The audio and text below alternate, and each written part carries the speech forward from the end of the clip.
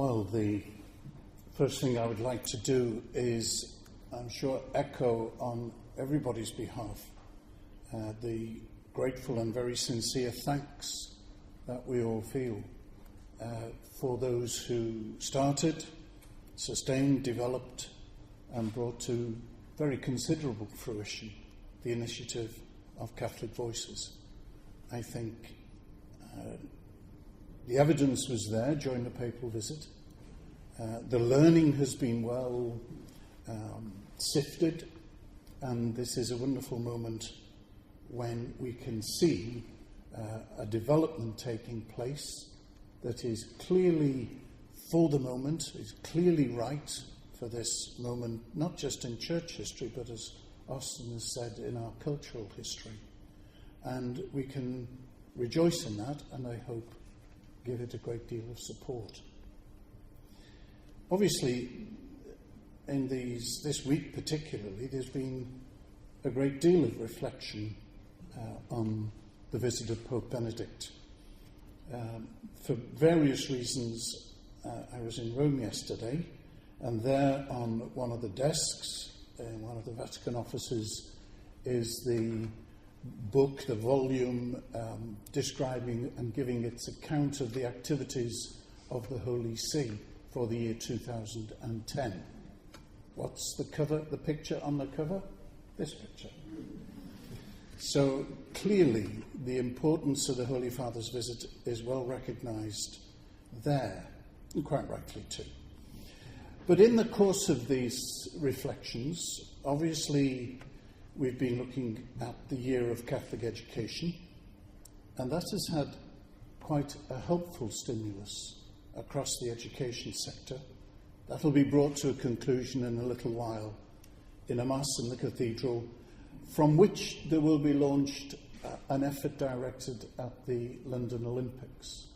And interestingly, trying to give to the schools of the three dioceses in the southeast a short but significant syllabus, inviting the children, while the athletes train for competition, that the children train for peace, reflecting the ancient tradition of an Olympic peace, which came before and after the Olympic Games themselves, and trying to put that into the mix of the work of our schools.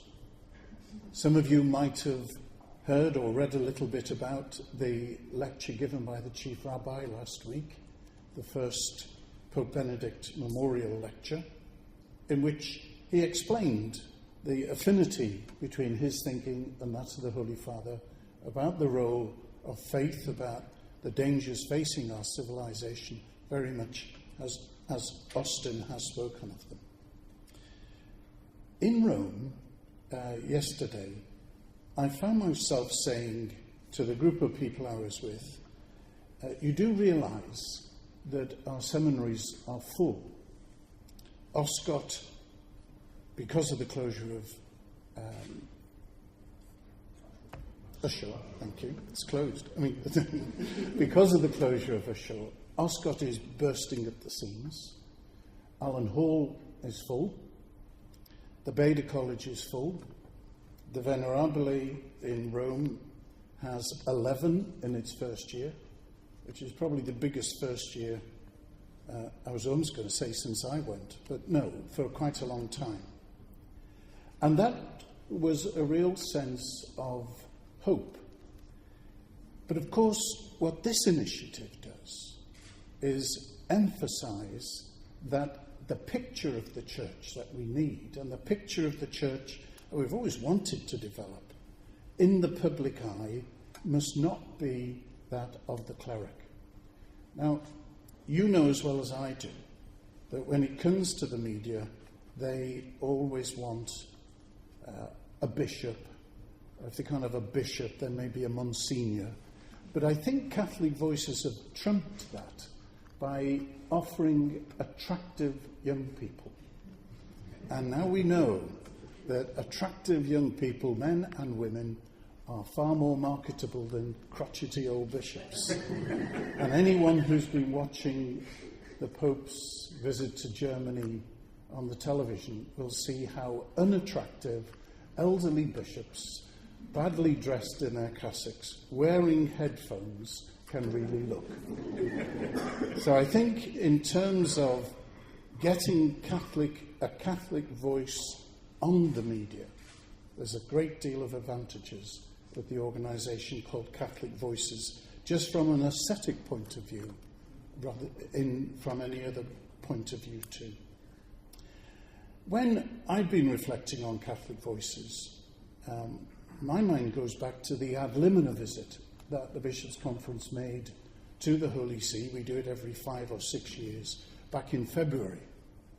And in his address to the Bishops of England and Wales in February, the Pope spoke of the need to develop and encourage the clearly enunciated voice of lay people in the media, putting forward the teaching and the experience of the Church.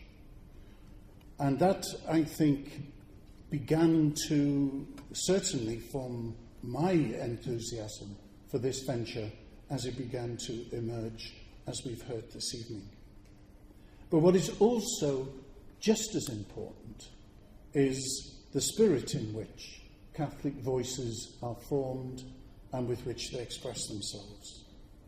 What is not needed is a contentious spirit in those voices. What is needed is a spirit that, as it were, quite evidently springs from a love of the Church.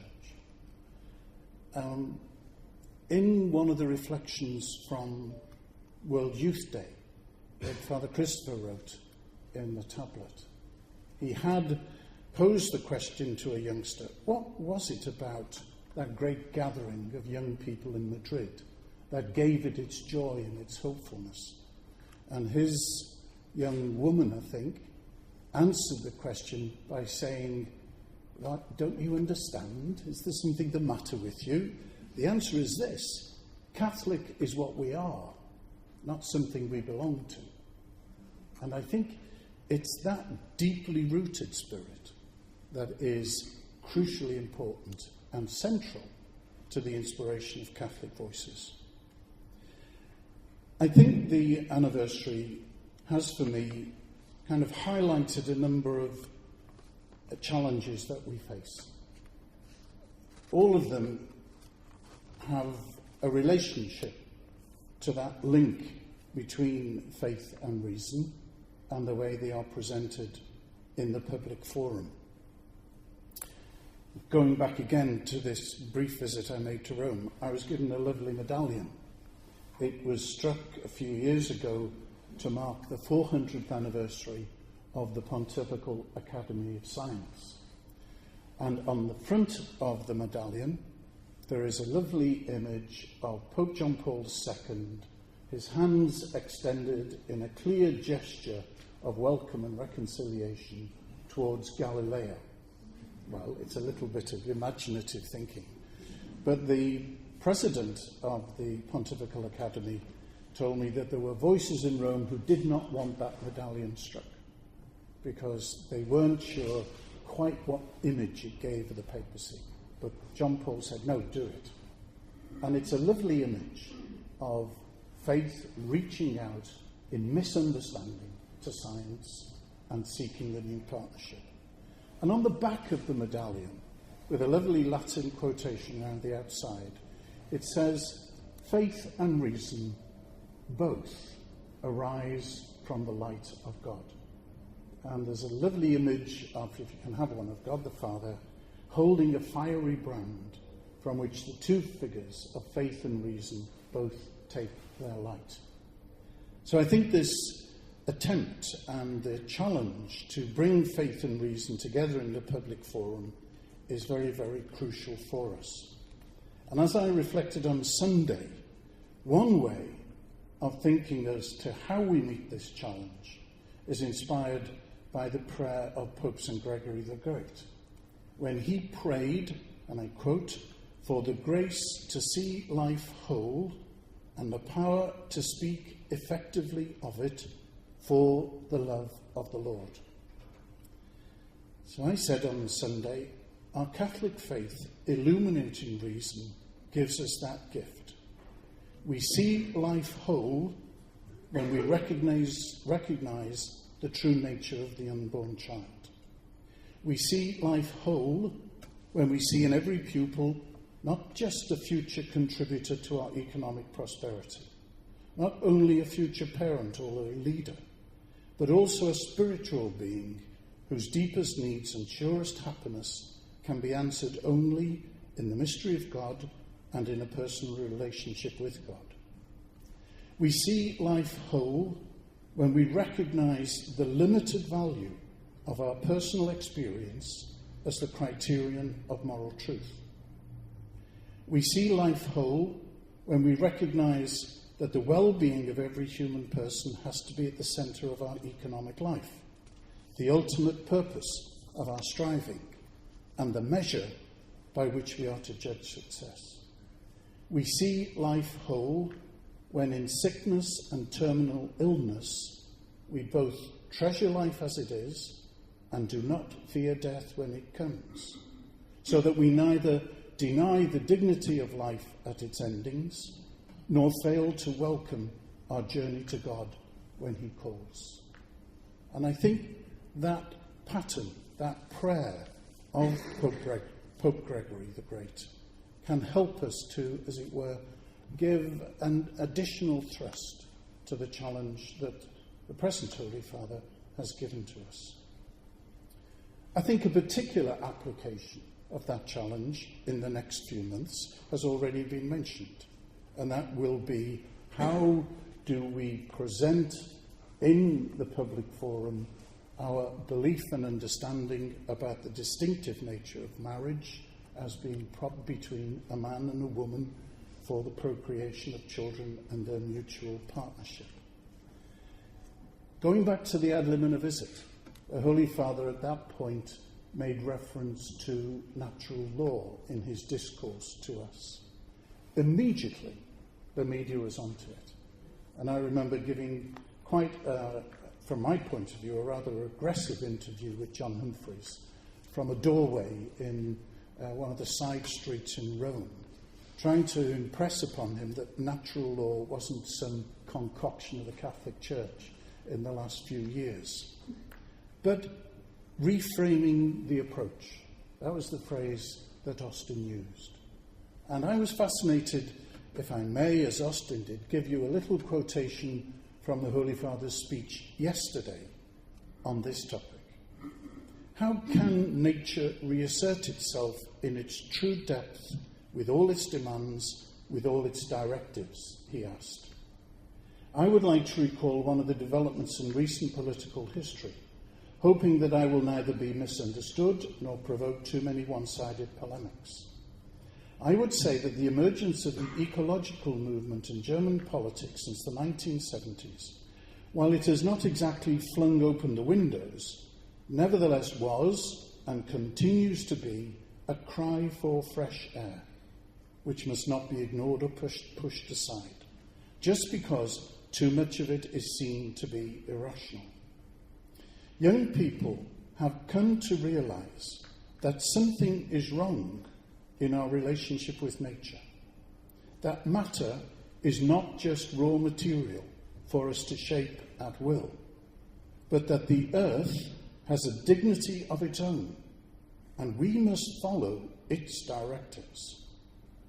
In saying this, the Pope added, in what almost became a papal joke, in saying this, I am clearly not promoting any particular political party. Nothing could be further from my mind. But then he went on, if something is wrong in our relationship with reality, then we must all reflect seriously on the whole situation, and we are prompted to question the very foundations of our culture. Allow me to dwell a little longer on this point. The importance of ecology is no longer disputed. We must listen to the language of nature, and we must answer accordingly. Yet I would like to underline a point that seems to me to be neglected today as in the past, that there is also an ecology of man. Man too has a nature that he must respect, and that he cannot manipulate at will. Man is not merely self-creating freedom. Man does not create himself. He is intellect and will, but he is also nature. And his will is rightly ordered if he respects that nature, listens to it, accepts himself for who he is, as one who did not create himself. In this way, and in no other, is true human freedom fulfilled. And there, I suggest, is the beginning of a reframing of the issues, of an approach. For marriage, of course, first belongs to nature, not to the church. And the third point I would like to make, and the last one, is also difficult for us, but I think a challenge that lies ahead to those who are going to speak and be Catholic voices in the future. And it's a bit to do with the nature of the social action of the church. The social teaching of the church is a teaching directed to society, a teaching that we hope society will understand. But it needs to find its fullness by being, if you like, drawn back into its rootedness in the life and the mystery of the church. Our Bishops' Conference uses the language of deeper social engagement. We chose that phrase because we didn't want to talk about the big society. But actually, the point we've got to try and get to is to reveal and speak about that this deeper social engagement is actually about the love of God. The love God has for us, and the love that we give in return. That, of course, is the central message of the Pope's first encyclical, Deus Caritas Est. And one of our tasks as Catholic voices is to emphasize this distinctive quality of Catholic social action, its quality of caritas, its quality of manner, its rootedness, its fruitfulness, which displays the love which is God. I sometimes toy with the image of a plant, that Catholic social action is like a plant which most certainly has its deep roots in Catholic faith, in the mystery of God and of our exploration of that mystery. Its stem has to be thoroughly professional. It has to be examined from every rigour from a professional point of view. And its fruit, we hope, will be evangelical. Its fruit will bear the beauty of the love of God in a way that people can recognise it as that. And in that picture, then, we have, I think, the full truth of why the Church so much wants to be involved in responding to social problems and in serving our fellow human being. There are lots of challenges before us. I am immensely grateful to those who have taken this initiative, and I assure them of my prayers and goodwill as it seeks to develop into a whole new strength in the life of the Church in England and Wales. Thank you all very much indeed.